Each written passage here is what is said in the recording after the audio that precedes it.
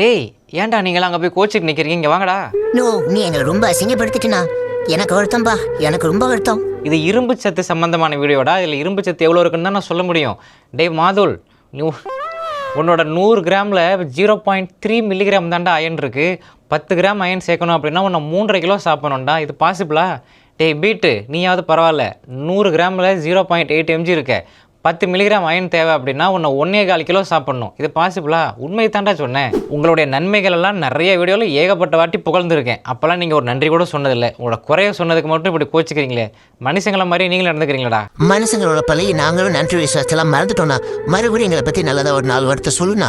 மாதுளம்பழத்தோட நன்மைகள்னு பார்த்தோம்னா அதில் anti oxidants நிறையா இருக்குது. அதனால் எல்டிஎல் ஆக்சிடேஷனை ப்ரிவென்ட் பண்ணுது.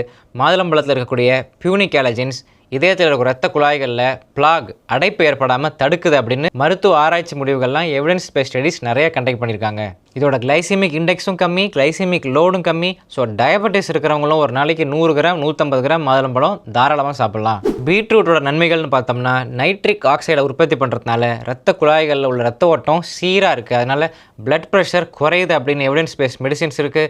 ஜிம் ஒர்க் அவுட் பண்ணுறவங்க பீட்ரூட் ஜூஸ் குடிச்சிட்டு போய் ஜிம் ஒர்க் அவுட் பண்ணால் அவங்களோட பெர்ஃபார்மன்ஸ், ஸ்டாமினா, என்டூரன்ஸ் எல்லாமே இம்ப்ரூவ் ஆகும். பிளட் சப்ளையை சீராக மெயின்டைன் பண்ணுறதுனால நியூலி மேரிட் கப்புள்ஸும் இந்த பீட்ரூட் ஜூஸை ரெகுலராக குடிக்கலாம். பீட்ரூட்டில் இருக்கக்கூடிய பீட்டாலின்ஸ் அப்படிங்கிற ஆன்டி ஆக்சிடென்ட்ஸ் ஸ்கின்னை நல்லா க்ளோயிங்காக வச்சுக்கிறதுக்கும் ஹெல்ப் பண்ணுது. பீட்ரூட்டோட கிளைசிமிக் இண்டெக்ஸ் கொஞ்சம் கூட தான். ஆனால் சமைச்ச பீட்ரூட்டோட 100 கிராம் 150 கிராமோட கிளைசிமிக் லோட் ரொம்ப கம்மி.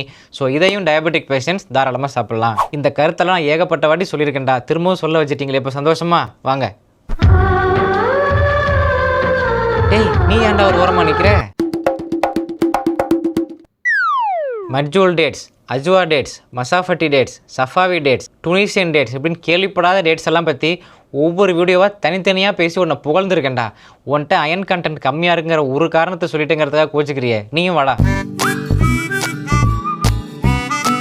கிரிஞ்சுங்க, கிரிஞ்ச் ஆஃப் த இயர் உங்களுக்கு அவார்டே தரலாங்க. எவ்வளோங்கண்ணே சூப்பர் கிரிஞ்சு. இந்த மாதிரி கிரிஞ்சு நான் பார்த்து தரலாங்க. ஆனால் டைம் இல்லை, நான் கிளம்புறேன்.